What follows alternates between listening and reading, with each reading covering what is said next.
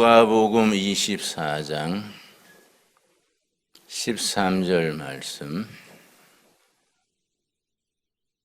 누가복음의 저자는 의사인 누가입니다. 성경 저자 중에서 유일한 유대인이 아닌 시리아인입니다. 또 예나 지금이나 의사는 기본적인 바탕 자질을 갖추었기 때문에 성경을 쓰면서 상식과 합리성을 존중해서 아주 참 좋은 내용으로 썼습니다. 의사 누가가 쓴 성경의 책은 본래는 3권이랬습니다. 누가복음, 사도행전 2부 3권이랬는데 누가복음은 갈릴리에서 예루살렘까지의 기록, 사도행전은 예루살렘에서 로마까지의 기록,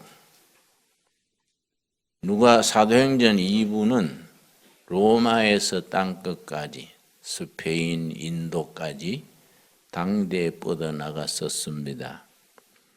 스페인은 제자 야고보가 가고 인도에는 도마가 가고 베드로는 로마에서 십자가에 처형을 당하고 이런 역사를 사도행전 2부에다 기록했는데 아쉽게도 사도행전 2부는 원고 자체가 사라졌습니다. 그러나 기록에는 남아 있습니다. 사도행전 2부가 있었으면 참 좋았을 텐데 아쉽습니다. 사도행전 누가복음 24장은 누가복음의 마지막 장인데 예수님이 무덤에서 부활 이후의 이야기가 기록되어 있습니다. 13절. 그날에 그들 중 둘이 예수님이 십자가에 죽으시고 무덤에 묻히신 후에 12제자 중에 2명 이름이 나와 있지 않습니다. 2명이 예루살렘에서 엠마오로 내려가고 있었습니다. 왜 내려간다는 말을 표현했냐 하면은 예루살렘은 고지대입니다. 그리고 엠마오는 저지대. 거리가 한 10km, 25리 되는 거리입니다. 그런데 갈릴리는 저지대 바닥이고 예루살렘은 중간지대고 갈멜산 이런 꼭대기는 고지대입니다. 그래서 이스라엘의 지형이 독특한 것이 국토의 넓이가 다 해봐야 강원도만 한데 그 중에 온대, 열대, 한대가 섞여 있습니다. 특이하지요? 그 꼭대기, 산 꼭대기에는 항상 만년설이 쌓여 있는 한대입니다. 예루살렘에 있는 지역은 중간지대여서 온대입니다. 갈릴리 지방은 저지대입니다. 거기는 열대입니다. 그렇게 이제 섞여 있는 기후, 독특한 곳입니다. 예수님이 십자가에 처형당하신 후에 낙심했는 2 제자가, 이름은 나와 있지 않는 2 제자가 예루살렘에서 몸을 피해서 엠마오로 내려가는 길입니다. 내려가면서 서로 대화를 하는데 대화 중에 부활하신 예수님이 끼어들었습니다. 그런데 그들의 눈이 열리지 않아서 부활하신 예수님인 줄을 몰랐습니다. 13절. 이 모든 된 일을 서로 이야기하더라. 그들이 서로 이야기하며 문의할 때에 예수께서 가까이 이르러 그들과 동행하시나 그들의 눈이 가리어져서 그인 줄 알아보지 못하거늘 영의 눈이 열려서 예수님을 볼 수 있어야 하는데 설마 십자가에 죽으시고 무덤에 묻히신 예수님이 살아나섰을 것이라는 것을 상상하지 못했기 때문에 같이 동행하면서 못 알아봤습니다. 그런데 가면서 쭉 얘기를 하는 중에 예수님께서 25절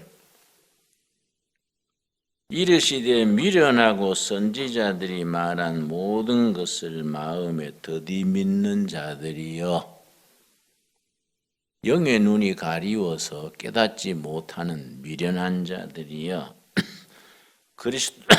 그리스도가 이런 고난을 받고 자기의 영광에 들어가야 할 것이 아니냐 하고 27절이 참 예수님께서 친히 풀어주신 구약의 자신에 대한 이야기 이에 모세와 모든 선지자의 글로 시작하여 모든 성경에 쓴 바 자기에 관한 것을 자세히 설명하시니라.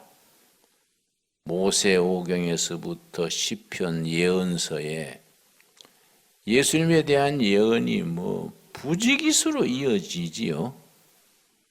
자신에 대한 기록을 쭉 몇 장 몇 절 무슨 책 설명을 하시는데 그걸 잘 알아듣지 못했습니다. 근데 식사하실 때 예수님이 홀연히 사라진 뒤에 예수인 줄 알고서 32절입니다.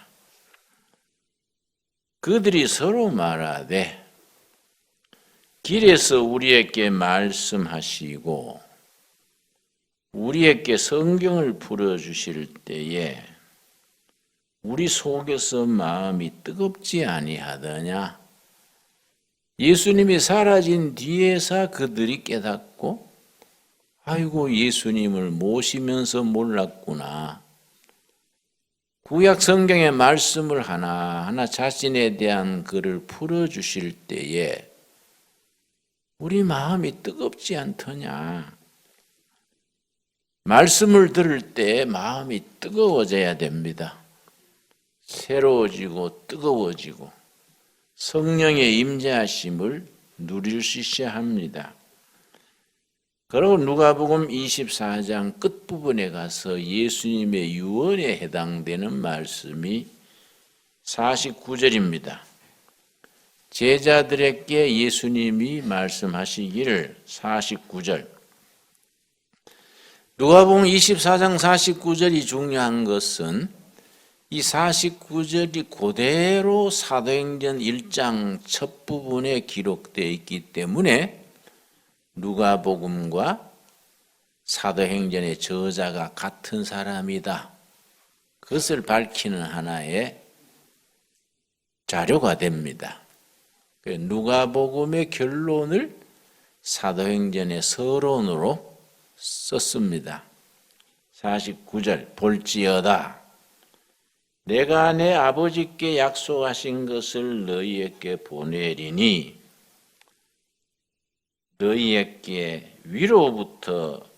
너희는 위로부터 능력으로 입혀질 때까지 이 성에 머물라 하시니라. 이 말씀이 상당히 그 깊이가 있습니다. 성령을 체험하고 확신을 가지기 전에 초신자 때 조금 은혜 받아가지고 교회 봉사한다 하고 전도한다 하고 막 팔딱팔딱 뛰다가 제풀에 쌀아그러지는 분들이 있습니다. 그러니까 사도 바울도 바울 서신에서 초신자들에게 교회 일을 맡기지 말아라.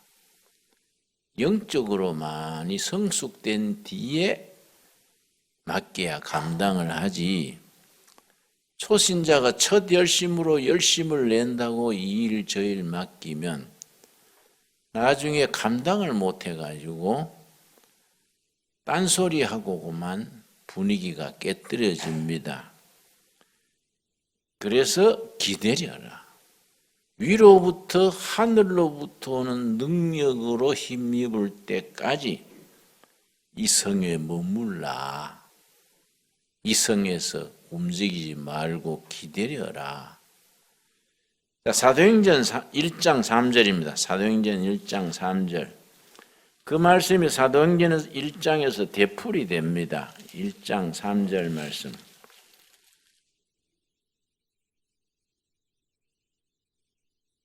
1장 4절입니다. 4절 말씀. 사도와 함께 모이사 그들에게 분부하여 이르시되 예루살렘을 떠나지 말고 내게서 들은 바 아버지의 약속하신 것을 기다리라. 신앙생활의 첫 단계는 기다리는 겁니다. 비우고 기다리는 것.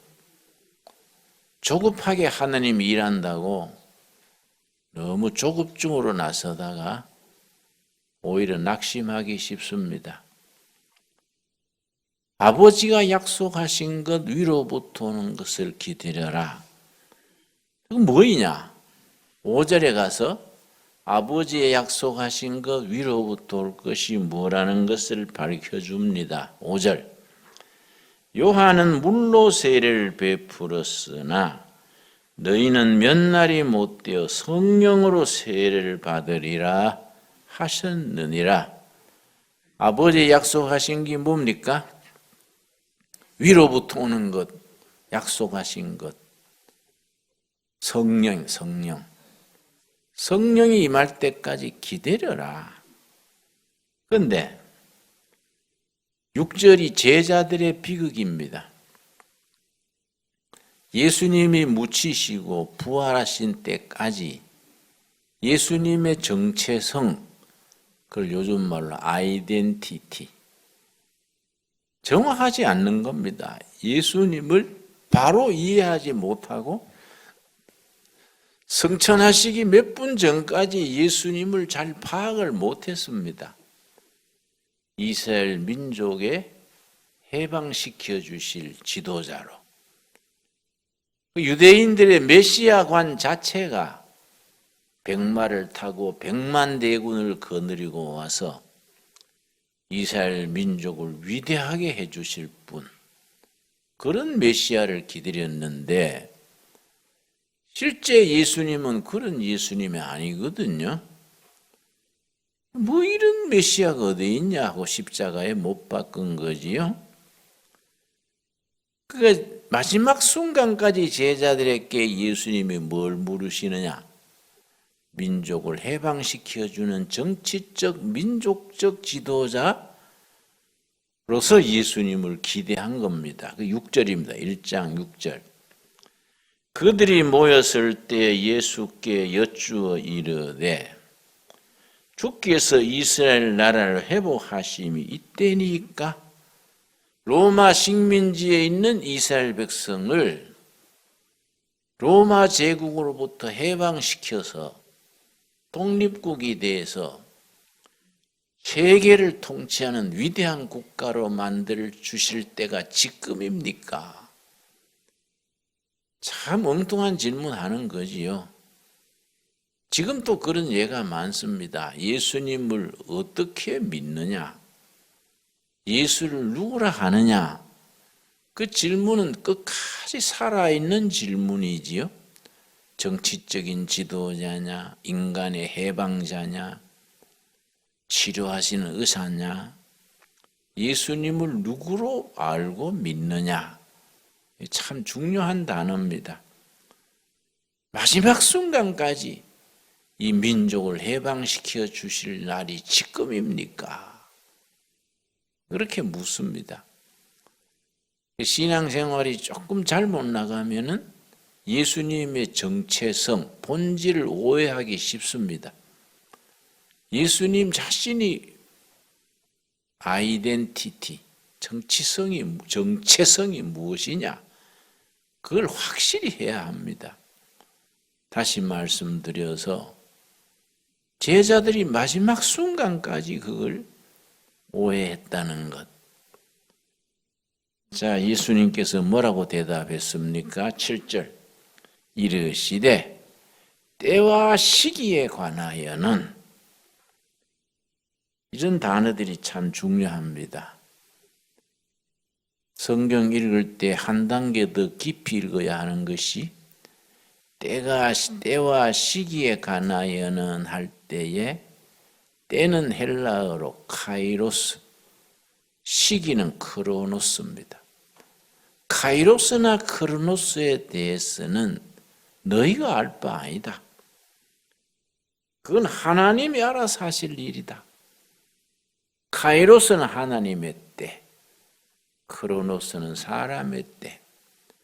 이스라엘 민족이 해방될 때가 하늘의 때 카이로스든 인간의 때 크로노스든 그건 너희가 알 바가 아니다. 그거는 하나님 편에서 때를 따라 해결해 주시는 거다. 너희가 해야 될 일은 뭐냐? 8절이 사도행전 전체를 대표하는 구절입니다. 하나님의 자녀들이 그때나 지금이나 우리가 해야 될 일은 뭐냐? 8절이지요. 같이 읽겠습니다. 오직 성령이 너희에게 임하시면 너희가 권능을 받고 예루살렘과 온 유다와 사마리아와 땅 끝까지 이르러 내 증인이 되리라 하시니라. 성령이 임해가지고 권능, 헬라의 두나미스인데, 두나미스, 권능입니다. 권능. 성령이 임하시면 두나미스 권능을 받아가지고 땅 끝까지 증인이 된다. 그 땅 끝까지 나가는 순서가 차근차근 나갑니다. 예루살렘과 유대와 사마리아와 땅 끝까지. 우리식으로 말하면 동두천과 경기도와 북한, 아시아, 땅 끝까지. 차근차근 단계를 거쳐 나가는 겁니다. 복음의 증인이 될 것이다. 참 귀한 말씀이지요.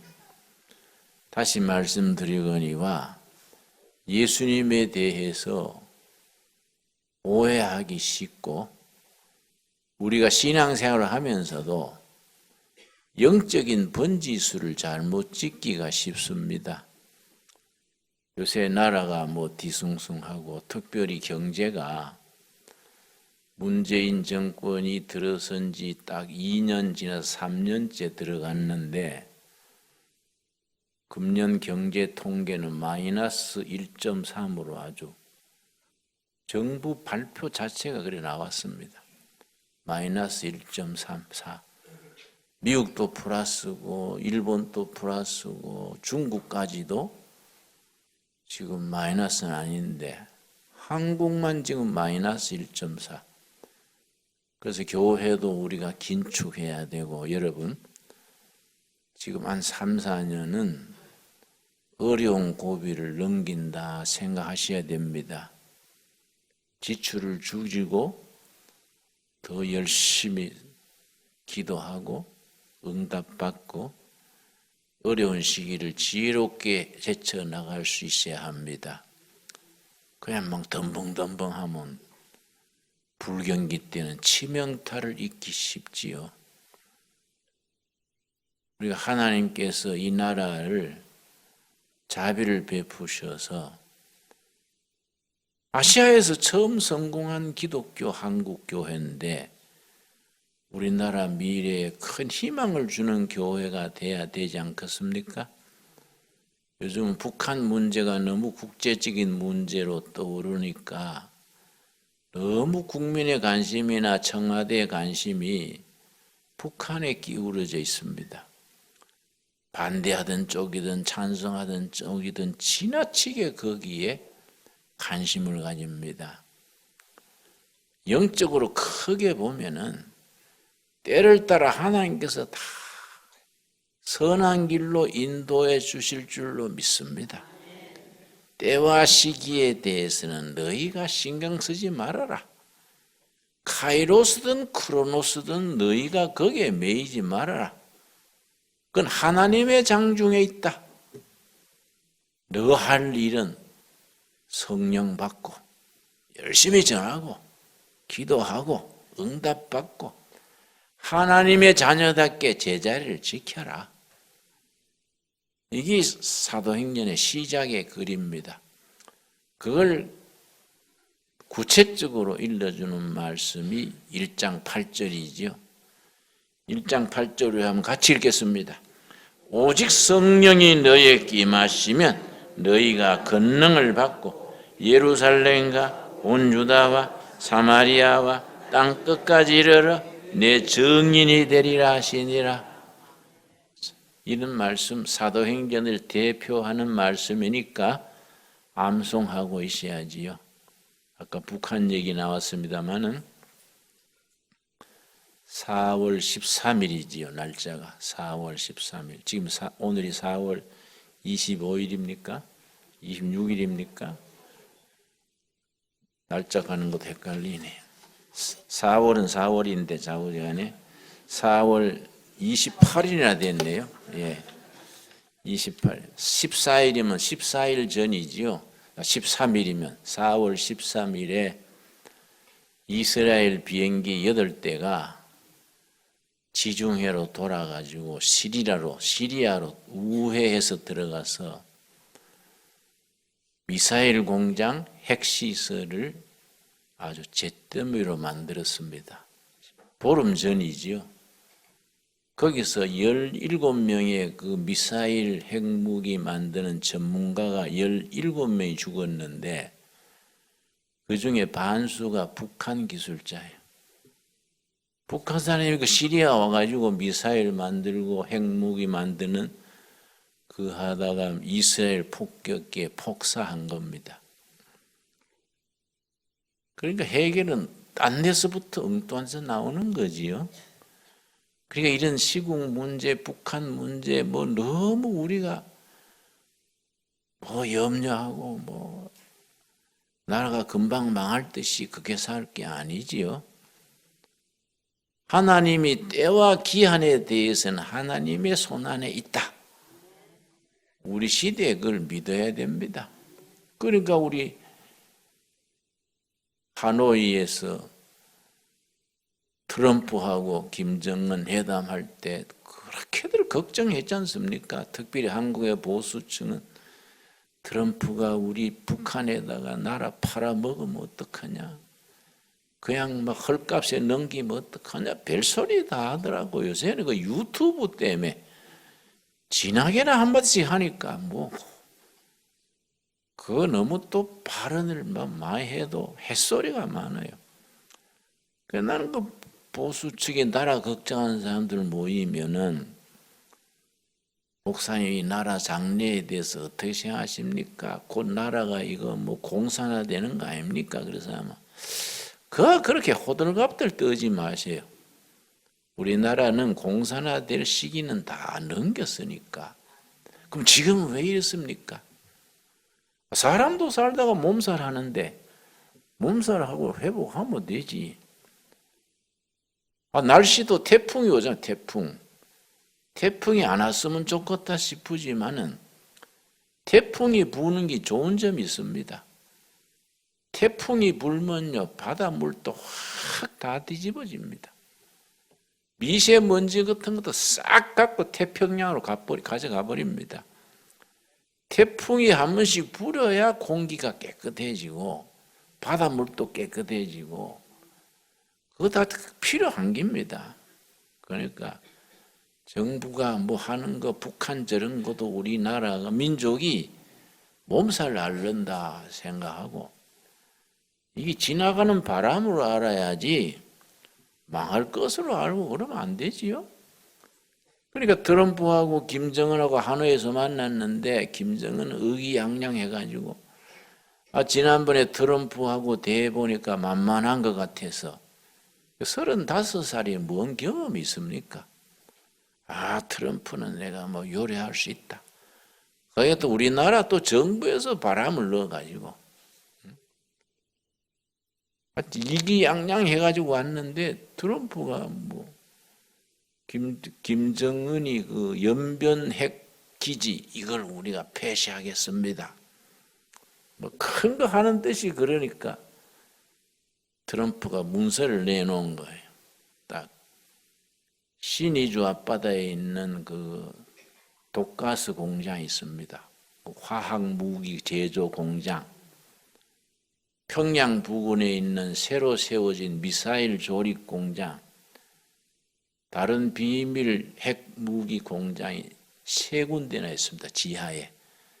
그 자료를 딱 사진까지 첨부해서 그거는 그 사진이에요. 기계 옆에서 안 찍으면 못 찍을 사진이에요. 그 사진을 딱 내밀고 이까지 다 없애야 경제 제재 풀겠다.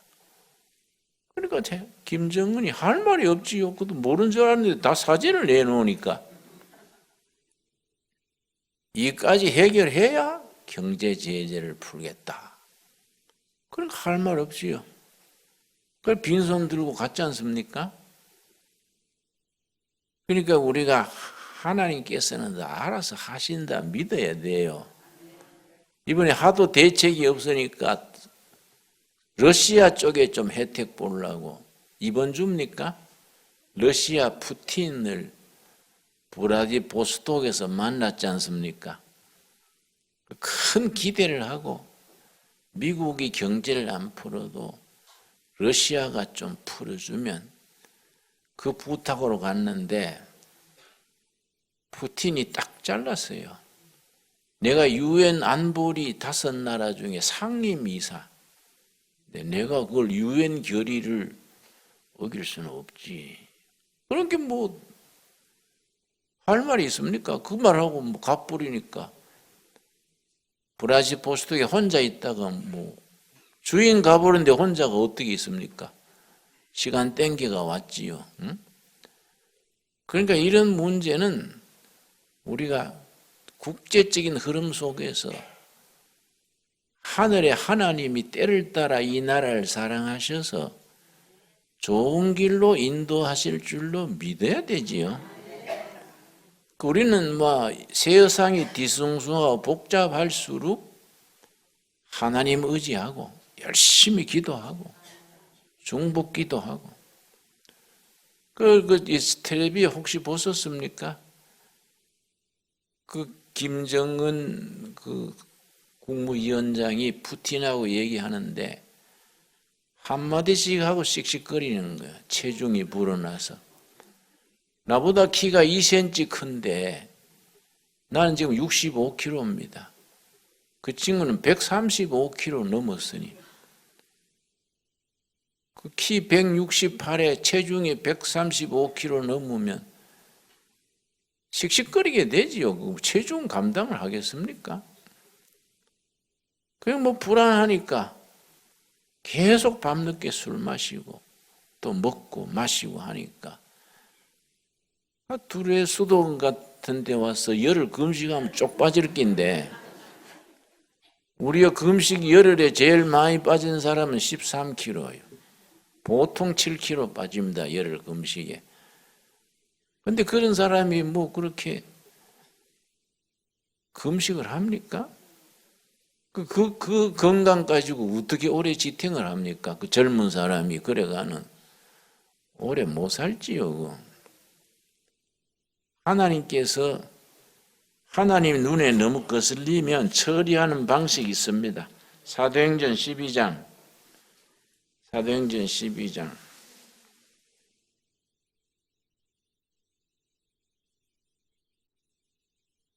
21절, 사도행전 12장 21절. 헤롯이 대단한 독재자인데요. 세례 요한을 목베어서 죽이고 헤롯이 대단한 독재자지요. 헤롯이 아주 체중이 비대하고 키는 작았습니다. 키는 난장의 키 정도고 체중은 아주 옆으로 벌었던 사람인데 헤롯이 끝에 어떻게 됐습니까? 12장 21절. 헤롯이 나를 택하여 왕복을 입고 단상에 앉아 백성에게 연설하니 백성들이 크게 부르되 이것은 신의 소리요 사람의 소리가 아니라 하거늘 헤롯이 웅변가랬습니다. 웅변가. 아주 우렁찬 목소리로 열변을 토하니까 야 이거는 신의 목소리지 사람의 소리가 아니다. 하나님 귀에 그 말이 올라갔지요. 하나님께서 어떻게 조치했습니까? 23절 헤롯이 영광을 하나님께로 돌리지 아니하므로 주의 사자가 곧 친히 벌레께 먹혀 죽으니라. 아주 표현이 절묘해요. 하나님이 벌레한테 먹어버려. 뚱뚱한데 좀 먹기 좋습니까? 벌레께 먹혀 죽으니라. 사방에 깔린 게 벌레 아닙니까? 바이러스, 균, 하나님이 먹어보려고 하니까 잠시 잠깐이지요.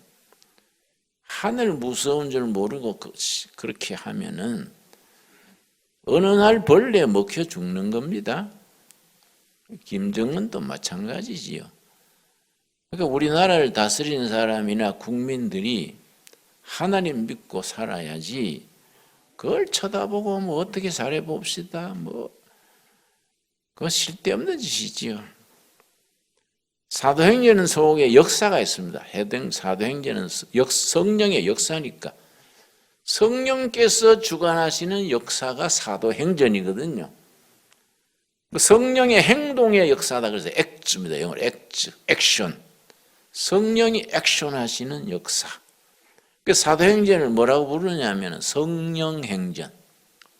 성령께서 사도들을 통해서 어떻게 액션하시느냐.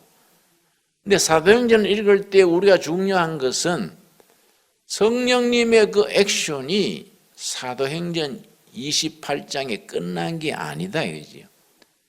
지금 또 사도행전의 역사는 지금 또 계속되어지는 것이다. 그런 인식이 필요한 겁니다. 초대교회는 사도들을 통해서 성령께서 행동하셨고 지금은 우리들을 통해서 행동하시는 겁니다. 동두천 둘의 교회도 사도행전의 한 장이 되는 겁니다. 2011년 10월 3일에 시작하여 처음에는 힘들게 삐그닥삐그닥 했으나 점점 좋아져서 하나님께 영광을 돌리더라. 그리 나와야 안 되겠습니까? 우리 나중에 천국 가가지고 사도행전 읽다가 둘의 교회에 나와가지고 처음에는 그럴듯하니 하더니 나중에 비실비실 저지부지 되었더라. 읽으면 되겠습니까? 그럼 얼마나 그게 우리 부끄럽겠습니까? 그러니까 사도행전 28장까지 있는데 29장, 1000장, 20,000장 계속 천국에서 쓰여지고 있다. 그런 인식을 하고 우리가 사도행전의 좋은 기록을 둘의 교회가 쓰여질 수 있게 되기를 바랍니다. 그러니까 자꾸 모여서 기도하고 찬양하고 선한 일을 꿈꾸고 뜻을 모으고 그렇게 해야지요. 그렇게 하면 하나님께서 우리를 축복의 도구로 사용하실 줄 믿습니다.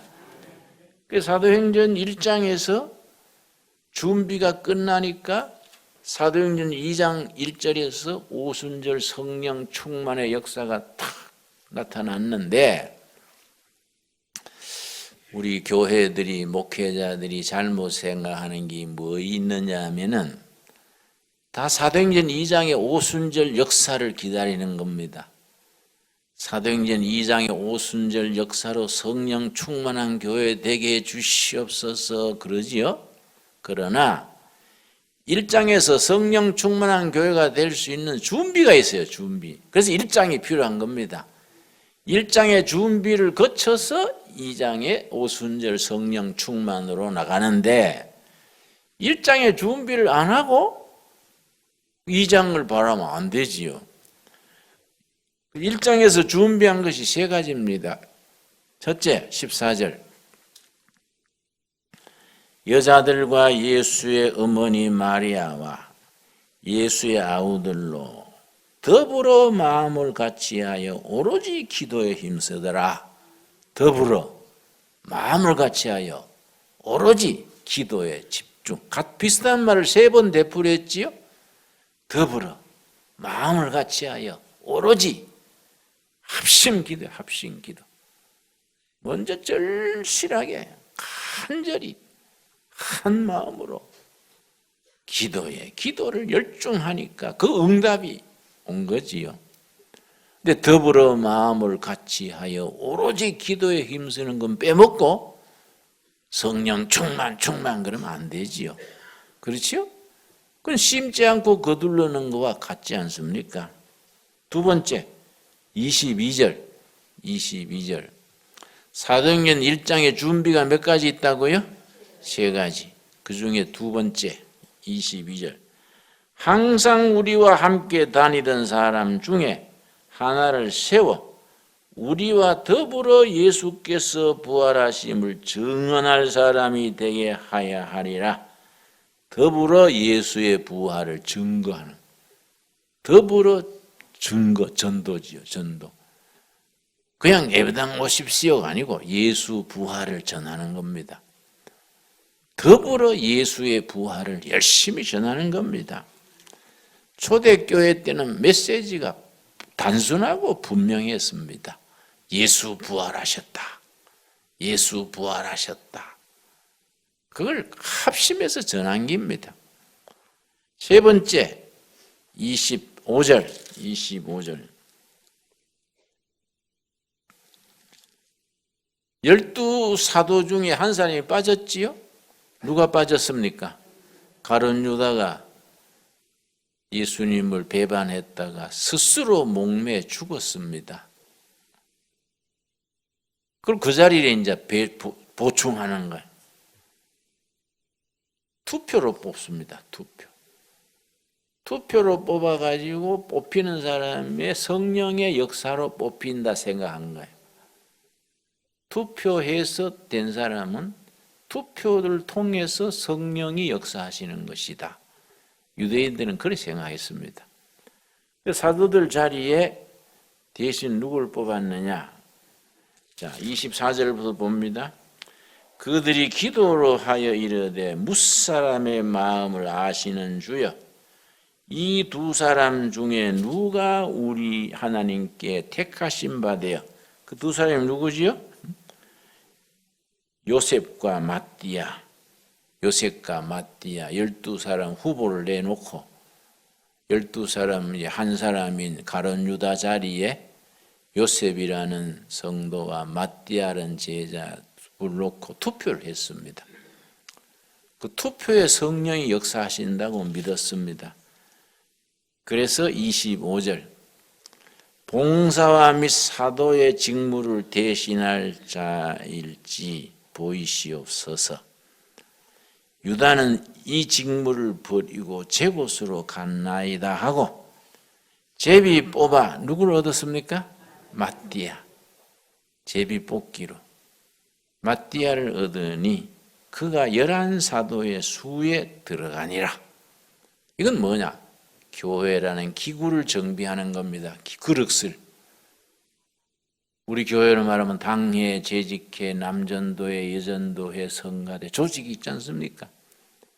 조직을 정비해서, 조직이라는 건 그릇이요. 성령께서 역사하시는 그릇입니다. 남전도회, 여전도회 안 해도 된다. 아니지요. 전도회가 성령이 역사하시는 그릇이요.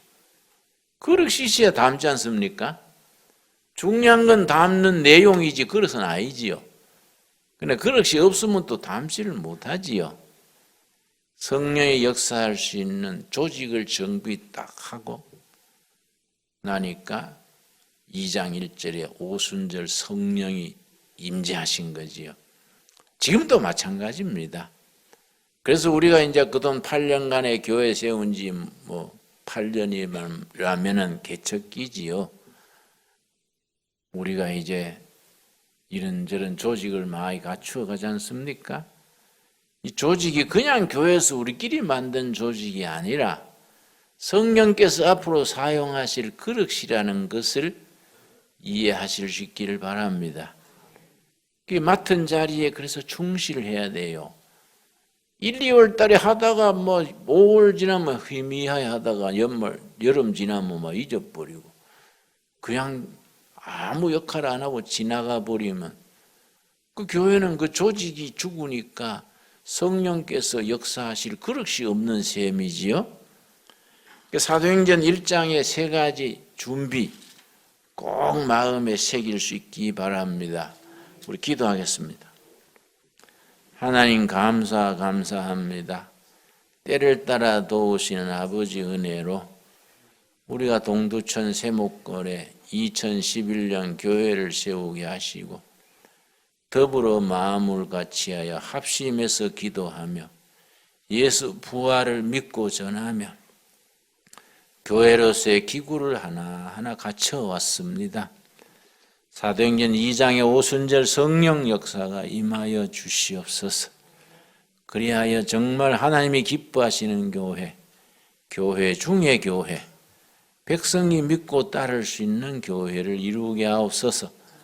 예수님 이름 받들어 기도드렸사옵나이다. 아멘.